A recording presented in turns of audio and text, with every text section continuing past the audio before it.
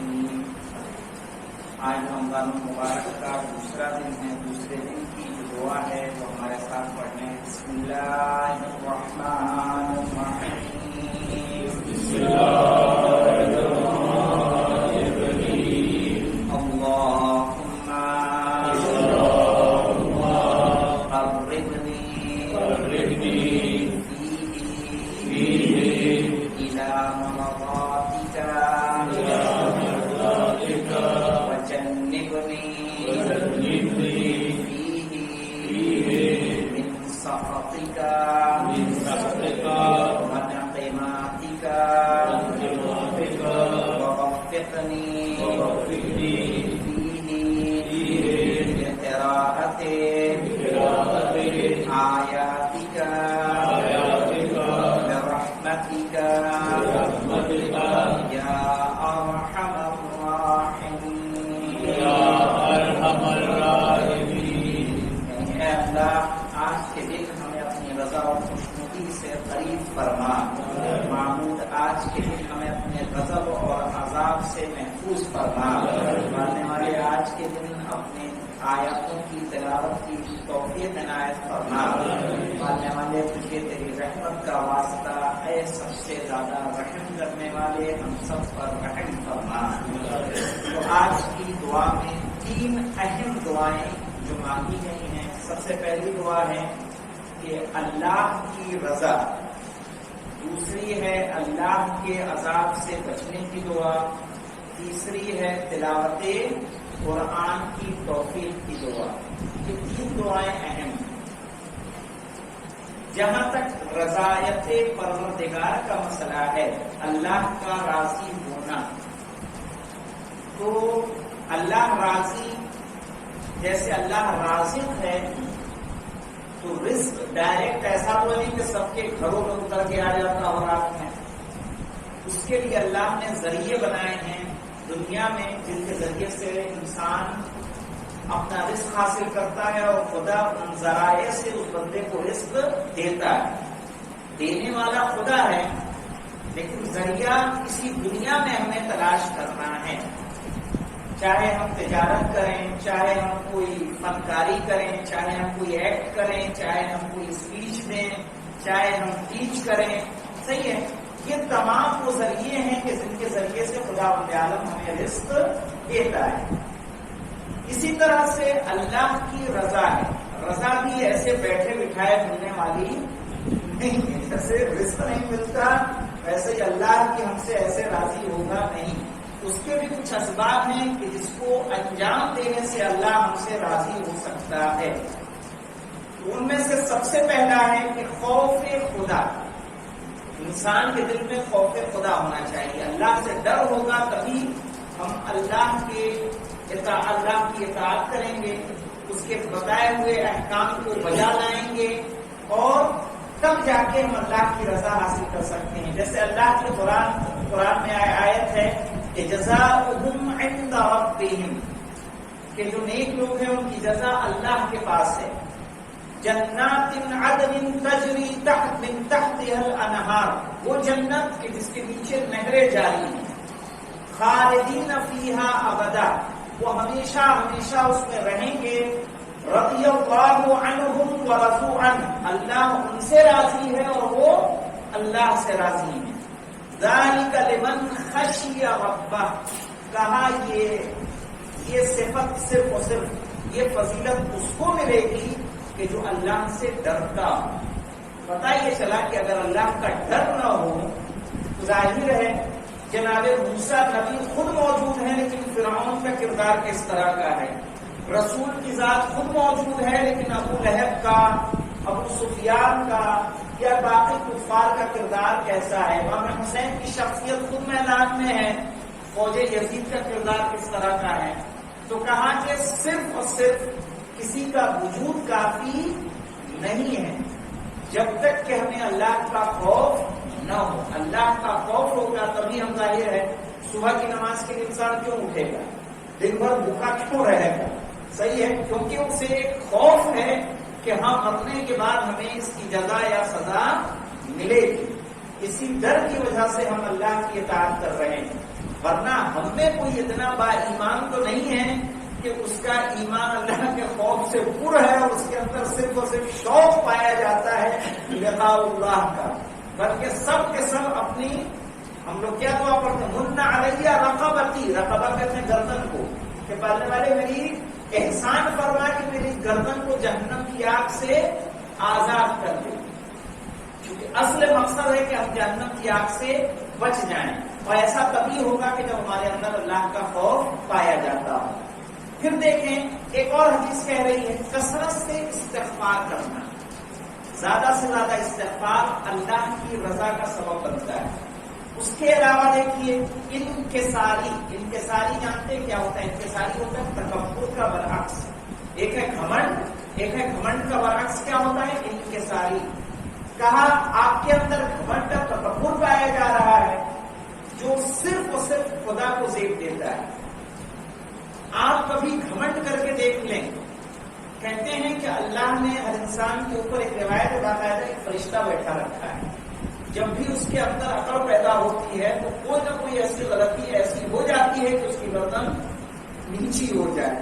اس لیے دنیا میں کوئی ایسا نہیں ہے کہ جس کا گھمنڈ باقی رہا ہو، کہ بریائی صرف اور صرف کس کے لیے ہے؟ اللہ کے لیے ہے۔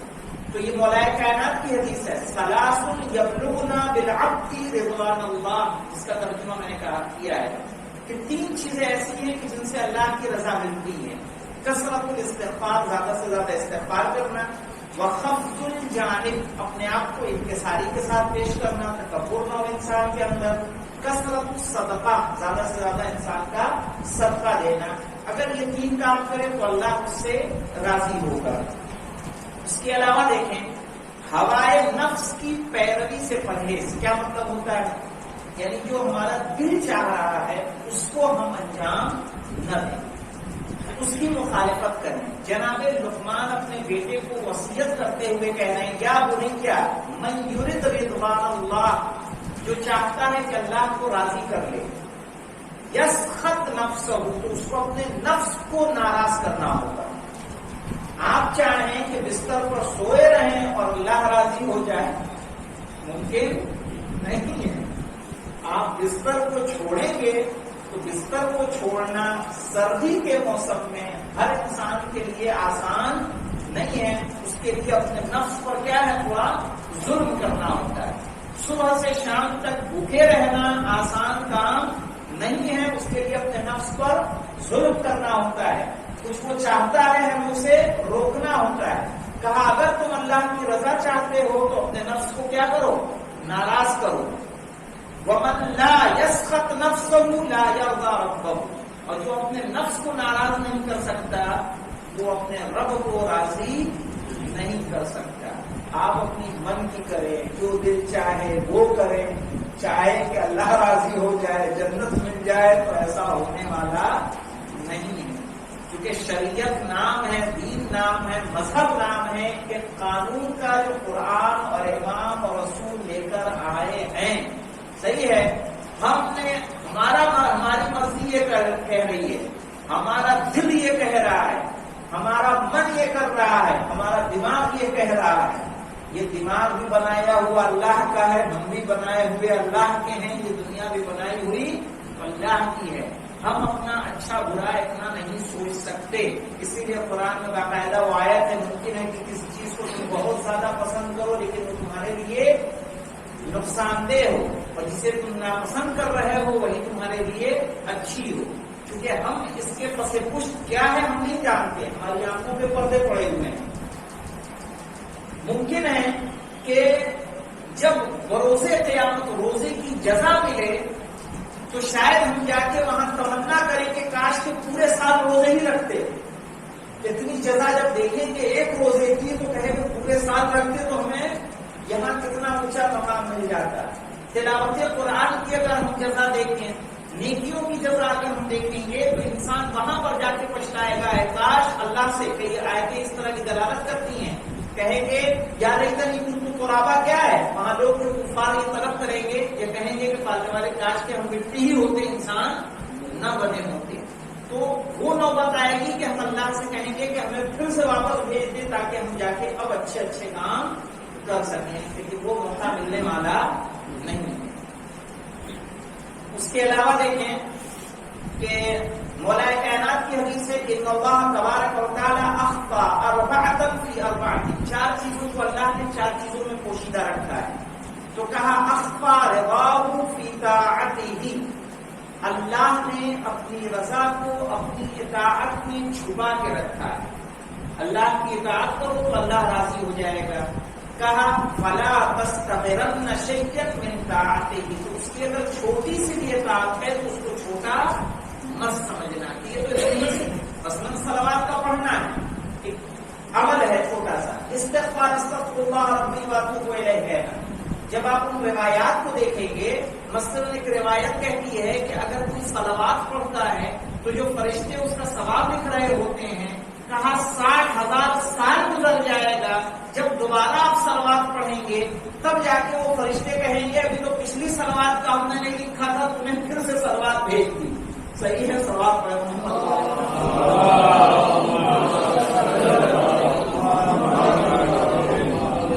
تو ایک چھوٹی سی، لیکن اگر اس میں اللہ راضی ہے تو کیا ہے، وہی اطاعت پروردگار ہے۔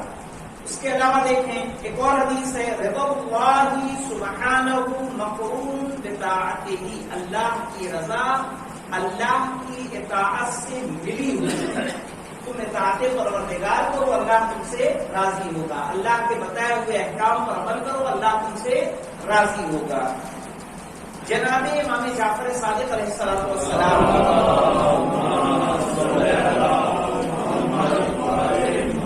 جب مسجد کے لیے جاتے تھے تو ایک دعا پڑھتے تھے، خرجت ابتغاء رضوانک، کہ پالنے والے میں نکلا ہوں تیری مرضی کی خاطر، تجھے راضی کرنے کے لیے، واجتناب سخطک، اور تجھے ناراضگی سے، تیری ناراضگی سے بچنے کے لیے۔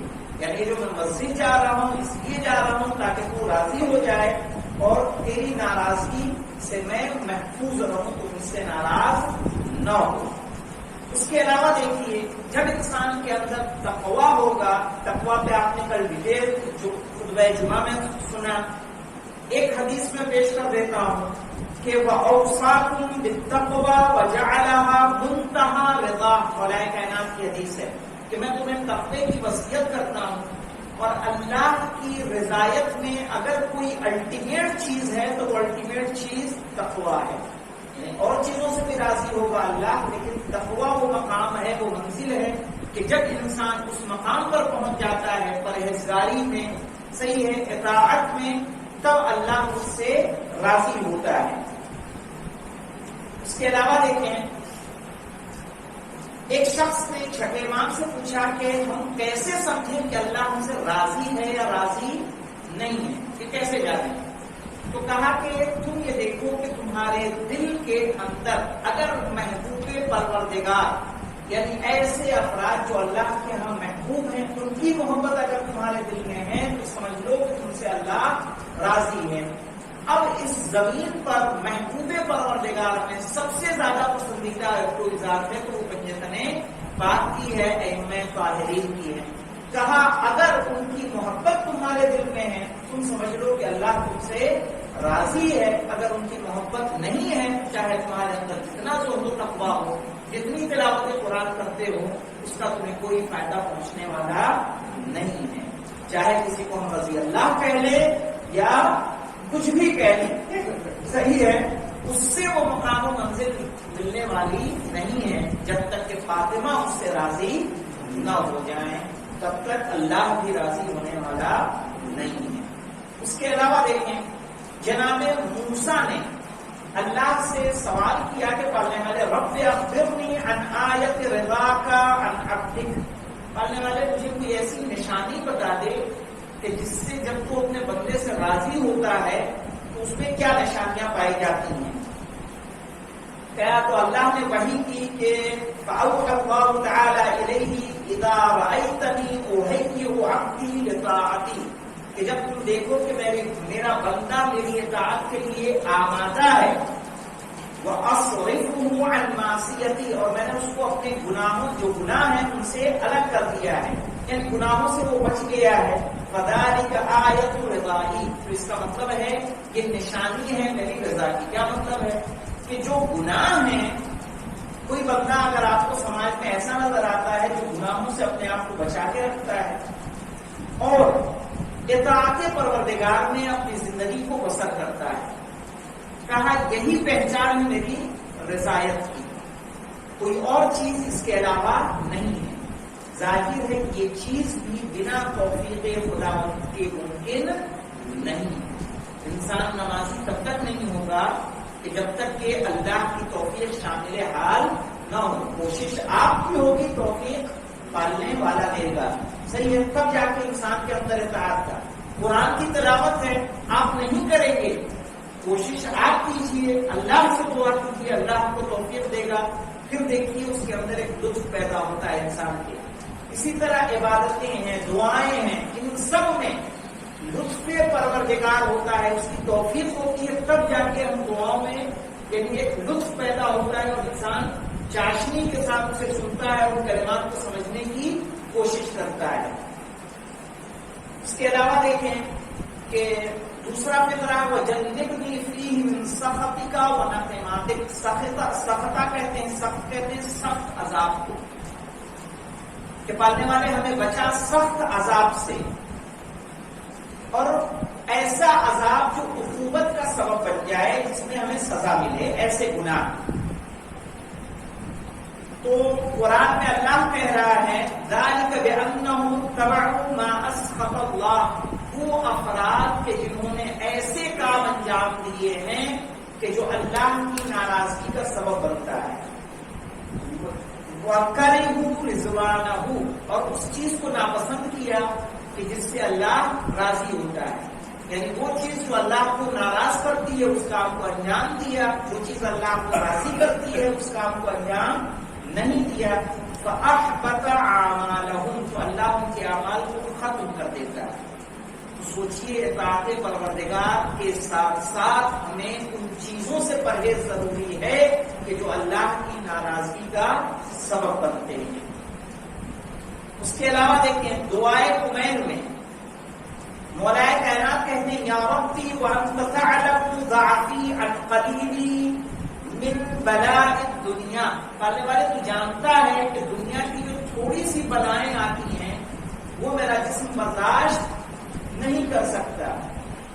دنیا کی جو بلائیں ہوتی ہیں ان کی مدت، بخار آیا 3 دن 4 دن ہفتہ 10 دن، پیٹ درد ہوا، کوئی بیماری ہوئی، کینسر ہو گیا، شوگر ہوا، ہارٹ اٹیک ہوا، کچھ بھی ہوا، ان سب کی مدت ایک ٹائملی ہے. مہینہ 2 مہینہ ٹانگ ٹوٹی کچھ بھی ہوا، آپ 6 مہینے کے اندر تیار ہو گئے. صحیح ہے. تو دنیا کی جو مصیبتیں آتی ہیں اس کائنات میں، کہا یہ بہت ان کی مدت کم ہوتی ہے، یہ باقی نہیں رہتے اور یہ اتنے زیادہ سخت نہیں ہوتے کیونکہ یہ دھیرے دھیرے پھر یہ صحیح ہو جاتے ہیں. لیکن آخرت کا جو عذاب ہوگا وہ آخرت کا عذاب ٹائملی نہیں ہے، بخار کی طرح نہیں ہے کہ 1 ہفتہ ہے 1 ہفتے کے بعد ختم ہو جانے والا ہے. کہا آخرت کا عذاب باقی رہنے والا ہے، وہ لمبا چلنے والا ہے. صحیح ہے. اور دنیا کی سختی سے زیادہ سخت ہے. اور اسی میں مولا کائنات کہہ رہے ہیں کہ جب اللہ کا عذاب اس طرح کا ہے کہ اسے زمین و آسمان برداشت نہیں کر سکتے، تو پھر ہمارا یہ کمزور جسم کس طرح سے اس عذاب کو برداشت کرے گا. ظاہر ہے یہ چھوٹی موٹی سختیاں ہم سے نہیں، پریشانی آ گئی، دکھ آ گیا، درد آ گیا، ہم فوراً اگر اللہ کی شکایت کرنے لگیں یہ اللہ کی ناراضگی کا سبب بنتا ہے کہ اللہ نے ہمیں خدا نہ خواستہ کوئی ایسی بیماری ہو گئی، ہم کہنے لگے اللہ ہمارے ہی ساتھ اللہ نے کیوں کیا، میں نے تو کبھی نماز بھی نہیں چھوڑی، گٹکا بھی نہیں کھایا اور یہ بھی نہیں کیا، کسی کا برا بھی نہیں کیا. نہیں، مومنوں کی آزمائشیں ہوتی ہیں، اللہ امتحان لیتا ہے. اگر صرف گناہوں کی بدولت عذاب آنا ہوتا تو مجھے بتائیے کہ جناب ایوب کو جو بیماری آزاری یا جس طرح سے جو امتحانات ہوئے کیوں ہوئے؟ صحیح ہے. جو انبیاء اور مرسلین امتحان کا شکار ہوئے وہ کیوں ہوئے؟ نہیں ہوئے. تو ہم اور آپ کیا ہیں؟ ہم آپ تو ایک عام سے مومن ہے، بتانا صحیح مومن بھی ہیں کہ نہیں ہے. صحیح ہے. جو خدا جانتا ہے، یہاں ہر آدمی اپنے آپ کو جانتا ہے کہ وہ کس کے اندر کتنا ایمان پایا جاتا ہے. کوئی کسی کو جج نہیں کر سکتا ہے. تو اگر ہمارا امتحان ہو رہا ہو، بلائے مومن کو زیادہ آتی ہیں، آزمائشیں مومن کی زیادہ ہوتی ہیں۔ ایک واقعہ یاد آتا ہے کہ رسول خدا ایک شخص کے گھر گئے اور مرغی نے انڈا دیا اوپر، وہ گرا اور گر کے ٹوٹا نہیں، کہا کہ میرا آج تک کبھی کوئی نقصان ہوتا ہی نہیں ہے۔ رسول نے اس کے یہاں کھانا نہیں کھایا، واپس آ گئے۔ کہا اس کا مطلب کہ اللہ تجھ سے راضی نہیں ہے۔ اس لیے کہ جب بندے اللہ سے تھوڑا دور ہوتے ہیں، توجہ تھوڑی ہٹتی ہے، تو اللہ ان کو اس طرح سے بیمار کر کے، پریشان کر کے، اگر وہ نیک ہوتا ہے تو ان کو اپنی طرف سے متوجہ کر دیتا ہے، تاکہ پھر وہ دعاؤں کی طرف پلٹ کر آ جائیں، پھر وہ اللہ سے لو لگائیں۔ پتا چلا آج آپ کو دولت آ گئی، آپ کا کام ہو گیا، گھٹنے اٹھنے جانا چھوڑ دیا، جو نماز کے بعد دعائیں کرتے تھے وہ دعائیں بند ہو گئی۔ کیوں؟ کیونکہ آپ آسانی میں آ گئے، آپ کو کسی طرح کی کوئی حاجت نہیں رہی۔ اللہ کیا کرتا ہے، پھر آپ کو کسی نے، اگر آپ مومن ہیں، پھر کوئی نہ کوئی ایسی پریشانی لا کر آپ کے سامنے آئے گی کہ پھر آپ خدا کی بارگاہ میں پلٹ کر آ جائیں، پھر اللہ سے گر گڑائیں، رو رو کے کہیں، تاکہ وہ آپ کی مشکلیں دور کرے۔ اس کے علاوہ دیکھیں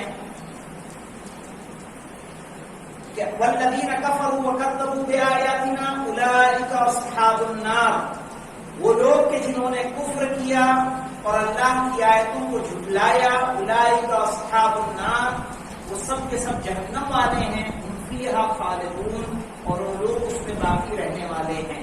کبھی ایک آیت آئی تھی کہ اگر کسی مومن لڑکے کو اگر کوئی کافر لڑکی اچھی لگ رہی ہے تو کہا اچھا لگنا تمہارے لیے کافی نہیں ہے، تمہارے لیے مومن لڑکی ہی بہتر ہے۔ اسی طرح سے کسی مومن لڑکی کو کوئی کافر لڑکا اچھا لگ رہا ہے تو وہ اچھا لگنا کافی نہیں ہے، تمہارے لیے وہ مومن لڑکی ہی بہتر ہے۔ کیوں؟ اس کا سبب بتایا تھا، اس لیے کہ وہ لوگ تمہیں جہنم کی دعوت دیں گے اور یہ مومنہ تمہیں کدھر لے جائے گی؟ جنت کی طرف لے کے جائے گی۔ اور انسان کی کامیابی، اصل کامیابی کس میں ہے؟ کہ جنت جانے میں ہے، نہ کہ دنیا میں کامیاب ہونے میں ہے۔ اس کے بعد دیکھیں تیسرا فقرہ ہے وَوَفِّقْنِي فِيهِ لِقِرَاءَةِ آیَاتِكَ، کہ پالنے والے ہمیں اس مہینے میں آیتوں کی تلاوت کی توفیق عنایت فرما کہ ہم زیادہ سے زیادہ آیت کی تلاوت کر سکیں۔ یہاں پہ دیکھیے 3 مرحلے ہوتے ہیں، آیت کا قرآن کی تلاوت کرنا، دوسرا قرآن کا سمجھنا، تیسرا قرآن پر عمل کرنا۔ لیکن دعا کس لیے کی گئی؟ دعا کی گئی صرف اور صرف تلاوت کی کہ پالنے والے ہمیں تلاوت کی توفیق عنایت فرما۔ وہ اس لیے دعا کی گئی اور باقی 2 چیزوں کی دعا اس لیے نہیں کی گئی کہ پہلے پڑھیں گے تب جا کے سمجھیں گے، اور جب سمجھ جائیں گے تو پھر کیا کریں گے؟ عمل کریں گے۔ جب ہم پڑھے ہی گے نہیں تو پھر سمجھنے کا اور عمل کرنے کی نوبت نہیں آئے گی۔ تو پہلی دعا کی تلاوت یہ ہمیں تلاوت قرآن کریں۔ ہاں، پھر دیکھیے رسول کی حدیث ہے اذا احب احدکم ان یحدث ربہ، اگر تم میں سے کوئی چاہتا ہے کہ وہ اپنے رب سے بات کرے، کہا فلیقرأ القرآن، تو وہ کیا کرے؟ قرآن کریم پڑھے۔ ہم جب دعا کرتے ہیں تو دعا میں ہم اللہ سے ہم کلام ہوتے ہیں، قرآن کی تلاوت کرتے ہیں تو قرآن میں خدا بند عالم ہم سے ہم کلام ہوتا ہے۔ اس کے علاوہ دیکھیں کہ مولا کائنات فرماتے ہیں کہ فتجلی لهم سبحانہ فی کتابہ فی غیر ان یکون رأوہ، اگر تم اللہ کی بڑائی اور اس کی کبریائی کو دیکھنا چاہتے ہو تو قرآن کی تلاوت کرو۔ قرآن میں تمہیں خدا تو نہیں دکھائی دے گا، لیکن اس کی صفات اس طرح سے بیان ہوئی ہیں کہ تمہیں اللہ کی عظمت کا اندازہ ہو جائے گا۔ اس کے علاوہ دیکھیں صلوات پڑھیں محمد والے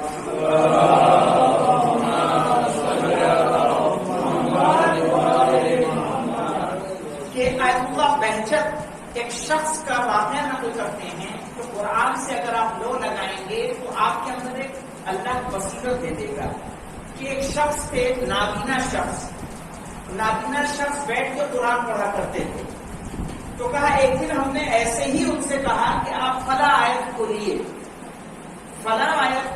تو انہوں نے پیج پلٹا اور پیج پلٹ کے وہی آیت کھول دی، کہا یہ والی آیت ہے، تو ہم نے کہا نہیں یہ والی آیت نہیں ہے، تو انہوں نے کہا نہیں یہی آیت ہے. کہا نہیں یہ آیت نہیں ہے. کہا تم اندھے ہو گئے ہو کیا؟ یہ وہی آیت ہے. کہا اس سے ہمیں درک ہوا کہ قرآن کی ذوق کے لیے، اس کی روحانیت کو درک کرنے کے لیے آنکھوں کی ضرورت نہیں ہے. یہ قرآن ثابت ہے. قرآن ناطق کا واقعہ پہلے بھی آپ کو بتا چکا ہوں کہ مسجد میں امام جعفر صادق علیہ السلام ہے،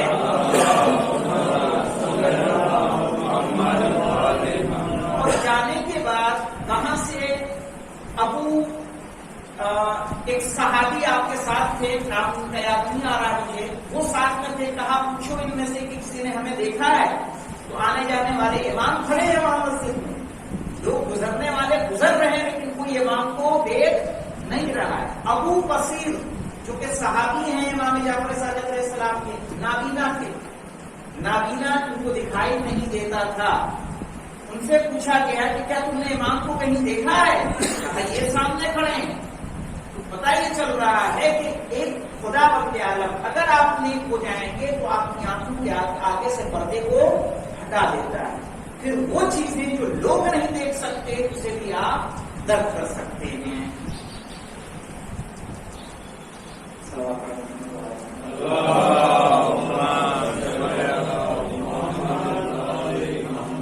مولانا کائنات کی حدیث ہے کہ من آنس بتلاوت القرآن لم یوحشہ مفارقۃ الاخوان، کہ اگر کوئی قرآن کی زیادہ سے زیادہ تلاوت کرے تو اسے بھائیوں کی جدائی، اپنوں کی جدائی غمگین نہیں کرے گی، وحشتناک نہیں کرے گی. بس آپ کا ایک لگاؤ ہونا چاہیے قرآن کریم سے. امام زین العابدین علیہ السلام فرماتے ہیں کہ لو مات من بین المشرق والمغرب، کہ اگر مشرق اور مغرب کے درمیان تمام افراد مر جائیں، لمستوحشت بعد ان یکون القرآن معی، تو مجھے کسی طرح کا خوف نہیں ہوگا کہ جب قرآن میرے ساتھ ہو. ظاہر ہے یہ مہینہ کہا کہ لکل شیء ربیع القرآن رمضان، ہر شے کے لیے ایک بہار ہوتی ہے. کہتے ہیں نا بہار ہے، صحیح ہے. ڈاکٹروں کو بھی کہا جاتا ہے یہ سیزن ہے. تو اسی طرح سے یہ سیزن، یہ بہار کس کی ہے؟ قرآن کریم کے لیے ہے. اس لیے بہار کیوں ہے؟ جب کہا جاتا ہے ایھا الناس تقبل الیکم شہر اللہ بالبرکۃ والرحمۃ والمغفرہ، کہ اے لوگوں، اے ایمان والوں، تمہارے سامنے رمضان المبارک کا مہینہ آ رہا ہے کہ جو برکت، رحمت و مغفرت کے ساتھ آ رہا ہے. برکت کس طرح سے؟ برکت اس طرح سے، آیت ابھی حدیث پیش کروں گا کہ ایک آیت کی تلاوت پورے قرآن کی تلاوت کے برابر ہے اس ماہ مبارک میں.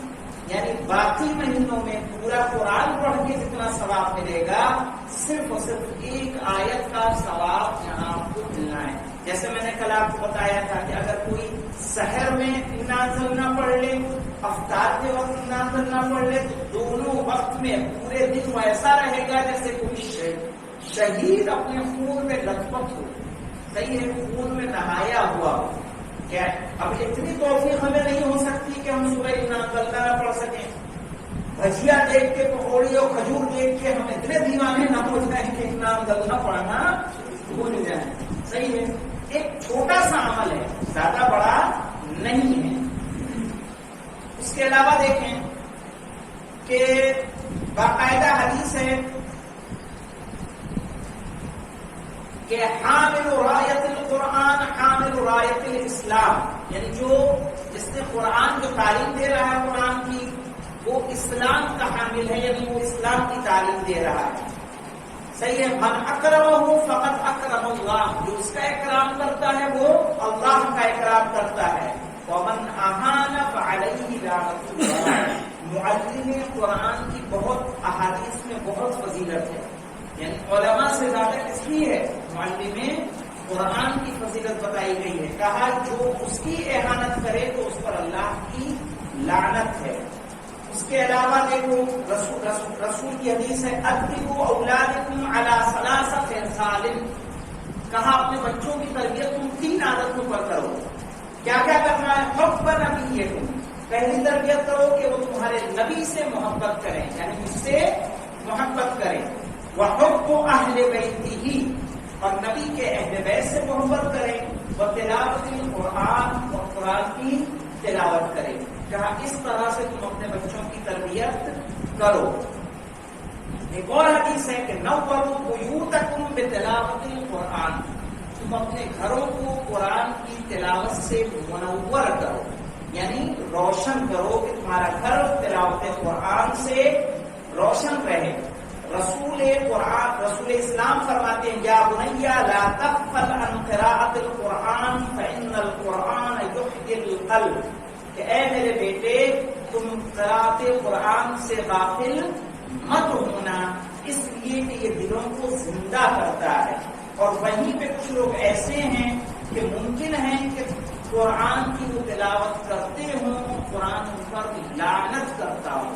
اس لیے کوشش یہ کرنی چاہیے کہ ہم قرآن کو صحیح طریقے سے پڑھیں. علیکہ بقراءۃ القرآن، رسول کی حدیث ہے کہ تم پر واجب ہے کہ تم قرآن کی تلاوت کرو. قراءتہ کفارۃ للذنوب، اس کا پڑھنا گناہوں کا کفارہ ہے. اور اس کے علاوہ ہے کہ چھٹے امام کی حدیث ہے من قرأ القرآن وهو شاب مؤمن، کہ جس نے قرآن کو پڑھا اس حالت میں کہ وہ جوان تھا. صحیح ہے. واختلط القرآن بلحمه ودمه، تو قرآن اس کے گوشت و پوشت کے ساتھ کیا ہو جاتا ہے؟ مل جاتا ہے. یعنی جوانی کے عالم میں تلاوت قرآن کی زیادہ سے زیادہ تاکید ہے. اس کے علاوہ دیکھیں ایک اور حدیث ہے، اس کے بعد بات کو ختم کروں میں، کہ وَيْبُوا أَفْوَاهَكُمْ فَإِنَّ أَفْوَاهَكُمْ طَرِيقُ الْقُرْآنِ، تم اپنے دہن کو پاک کرو. یعنی جب ہم وضو کرنے آئے تو ہمارے منہ میں کوئی ایسی چیز، قرآن پڑھنے آئے تو منہ میں کوئی ایسی چیز نہ ہو، باوضو ہوں. کہیے وَيْبُوا أَفْوَاهَكُمْ، اپنے منہ کو تم جو ہے خوشبودار کر لو. فَإِنَّ أَفْوَاهَكُمْ طَرِيقُ الْقُرْآنِ، اس لیے کہ تمہارے منہ جو ہیں، یہ ہمارا دہن جو ہے یہ قرآن کا راستہ ہے، ہمیں اس سے آیت قرآن کی تلاوت کرنی ہے. ظاہر ہے. کہا فَإِذَا قَرَأْتَ الْقُرْآنَ فَاسْتَعِذْ بِاللَّهِ مِنَ الشَّيْطَانِ الرَّجِيمِ، جب قرآن کی تلاوت کرو تو شیطان سے صحیح ہے بچنے کی اللہ سے مدد طلب کرو کہ اللہ خداوند عالم تمہیں اس سے بچا کے رکھے. اس کے علاوہ دیکھیے حسنوا القرآن باصواتکم، جب قرآن کو پڑھو تو اچھی آواز میں پڑھو. فإن الصوت الحسن یزید القرآن حسنا، اس لیے کہ اچھی آواز قرآن کے حسن میں اضافہ کر دیتی ہے. قرآن خود حسین ہے، قرآن کی آیتیں بہترین ہیں، ان کو پڑھنے کا ایک الگ لطف ہے. لیکن اگر اچھی آواز اچھے انداز سے آپ پڑھیں گے تو ظاہر ہے اس کے حسن میں اضافہ ہو جائے گا. اور دیکھیں من قرأ فی شہر رمضان آیتا فی کتاب اللہ، اگر کوئی رمضان کے مہینے میں ایک آیت پڑھے گا، صحیح ہے، عز وجل من کتاب اللہ عز وجل کان کمن ختم القرآن فی غیرہ من الشہور، تو یہ ایسا ہے جیسے اس نے باقی مہینوں میں قرآن کو ختم کیا ہو. صحیح ہے. یہاں ہم اپنی گفتگو کو ختم کرتے ہیں. اصل جو موضوع یہ تو صرف اور صرف آج کی تشریح تھی، آج کی دعا تھی، جس میں ہم نے 3 دعائیں مانگی تھی کہ ہمیں اللہ کیا عطا کرے. سب سے پہلے اللہ کی رضا، دوسرا اللہ کے عذاب سے بچنا، اور تیسرا تلاوت قرآن کی توفیق. اللہ کے عذاب سے بچنے میں ہم نے کہا تھا کہ جب مولا کائنات کہہ رہے ہیں کہ ہمارا جسم اتنا کمزور ہے کہ ہم دنیا کی بلاؤں کو نہیں جھیل سکتے، تو وہ عذاب جو قیامت کا ہوگا کہ جس کی کوئی ٹائمنگ نہیں ہے، 1 سال میں ختم ہوگا کہ صحیح ہے مہینے میں ختم ہوگا کہ 10 سال میں. کہا لا منتہا سوائے یہ کہ اللہ کا کیا ہو جائے، کرم ہو اور محمد والے محمد کی شفاعت شامل حال ہو. صحیح ہے. جو اہم باتیں تھیں ہماری، جو ہمارا موضوع ہے جس کو ہم ڈسکس کرنے کی کوشش کر رہے ہیں. سوچا تو میں نے بہت کچھ استخارہ کیا تو سب بنا آتا چلا گیا. سوچا کہ سورہ نحل کی تفسیر بیان کروں، نہیں آیا بہتر. سوچا کہ انسان کی خلقت اور روحانی اور اخروی جسم، ایک ہے جسم ظاہری اور ایک ہے جسم باطنی، صحیح ہے؟ تو دو جسم ہیں انسان کے، تو اس کے بارے میں کچھ گفتگو ہو تو وہ بھی بہتر نہیں آیا. پھر بنا استخارے کے ایک موضوع چنا ہے شیعہ شناسی. شیعہ شناسی میں ہم جانیں گے شیعہ کسے کہتے ہیں، رافضہ کسے کہتے ہیں، رافضی، صحیح ہے؟ اس کے فرقے کون کون سے ہوتے ہیں، عقائد کون کون سے ہیں، شیعہ لفظ کی اصطلاح کب سے شروع ہوئی، کب سے لفظ شیعہ بولا جانے لگا، کس نے پہلے بولا، صحیح ہے؟ قرآن میں آیا ہے تو کن معانی میں آیا ہے، اس کے کتنے طرح کے معانی ہیں. انشاءاللہ اس کو بولیں گے شیعہ شناسی، یعنی شیعوں کو پہچاننا. اس کے جو فرقے کہے جاتے ہیں اسماعیلیہ، زیدیہ، کیسانیہ، کچھ فرقے ایسے ہیں جو موجود ہیں، کچھ ایسے ہیں جو پیدا ہوئے اور اس کے ساتھ ہی ختم ہو گئے. ان کا وجود نہیں ہے لیکن تاریخوں میں وہ موجود ہیں.